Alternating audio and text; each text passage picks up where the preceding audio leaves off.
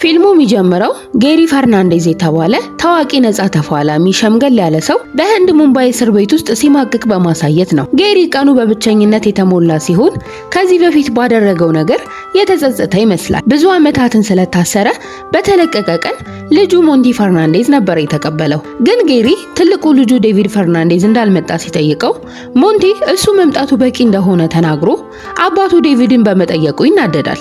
ዴቪድ ፈርናንዴዝ አሁን የሴት ልጁ የማሪያ ልደት እያከበረ ነው። በህይወቱ ውስጥ ሚስቱ ጄኒ እና ልጁ ማሪያ ስላሉ በጣም ደስተኛ ነው። በሌላ በኩል ሞንቲና ጌሪ ቤታቸው ደርሰዋል። ጌሪም ወደ ኋላ በትዝታ እየተመላለሰ ሚስቱ ማሪያን ያስታውሳል። ቤቱም እሷ ከነበረችበት ጊዜ ስለተለወጠ በጣም አዝኖ ወደ ክፍሉ ይገባል። የዴቪድ ስራ የፊዚክስ መምህርነት ስለሆነ ተማሪዎችን በሚያስገርም ሁኔታ ሲያስተምር ተማሪዎቹ ለትምህርታቸው ትኩረት ሳይሰጡ ስለ ንቅሳቱ ይጠይቁታል። ዴቪድም ሊናገር ወደ ተማሪዎቹ ሲዞር ዳይሬክተሩን ስላየው ትኩረቱን ወደ ዳይሬክተሩ ያደርጋል። ዴቪድ ማስተማሩ እንደጨረሰ ወደ ባንክ ቢያመራም ሁለቴ በመበደሩ ለኩላሊት ታማሚዋ ልጁ የሕክምና ብር አዲስ ብድር መበደር አልቻለም።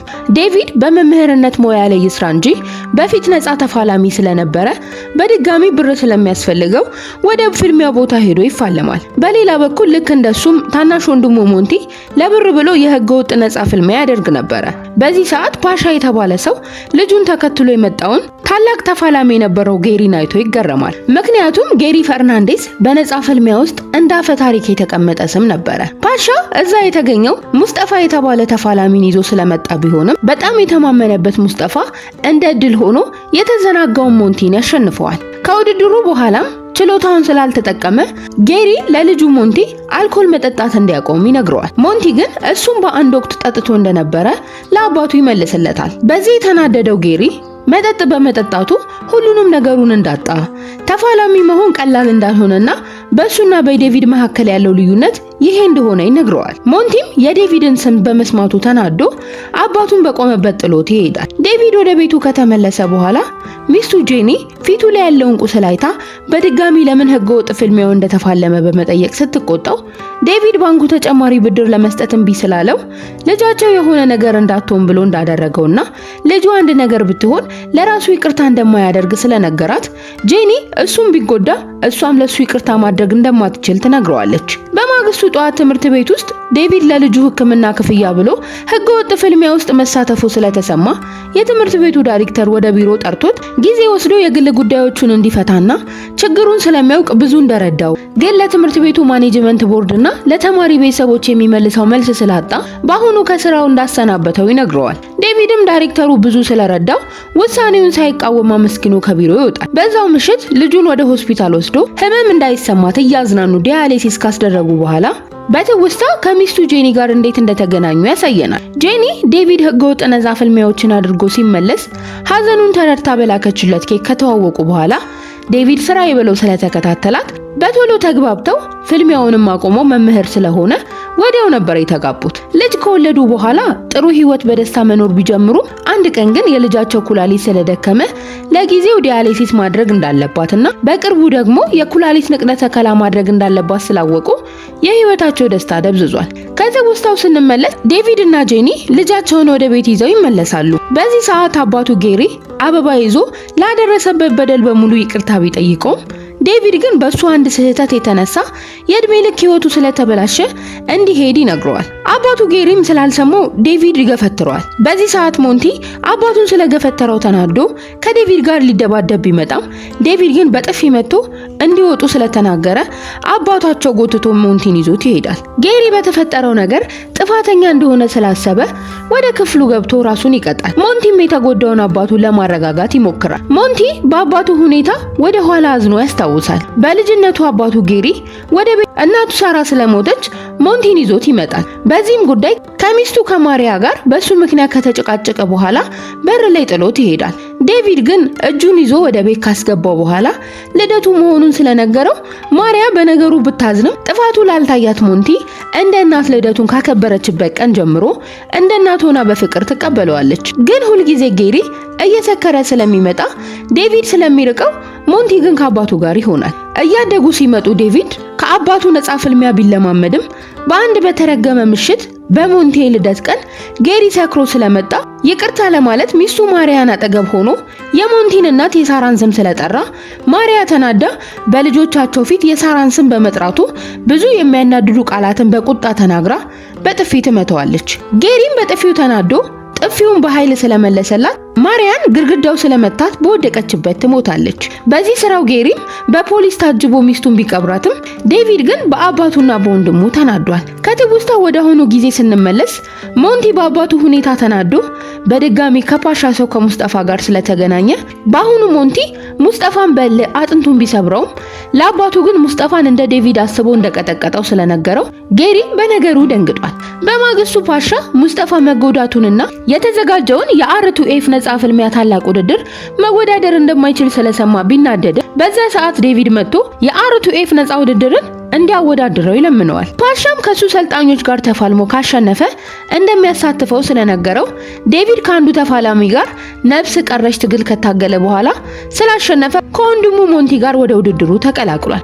ዴቪድ ስለ ውድድሩ ለሚስቱ ጄኒ ለመናገር ሲሞክር ጄኒ ጥቁር ቅር ከእጁ ላይ ካሰረች በኋላ ለአሁኑ በማበረታታት እንጂ ፊትለፊት ቆማ ሲጋጠም እንደማታይ ተናግራ ትሰናበተዋለች። በማግስቱ ዴቪድም ሞንቲም በየፊናቸው ለውድድሩ በጣም ከባድ ትሬኒንግ ማድረግ ይጀምራሉ። ለዚህ ውድድር በጣም አደገኛ የሆኑ የተለያዩ ሀገር ተጋጣሚዎች ስለሚመጡ ዴቪድ እና ሞንቲ በእነሱ ልክ አቋማቸውን ለመቅረጽ ከባድ የሚባሉ ስልጠናዎችን ይወስዳሉ።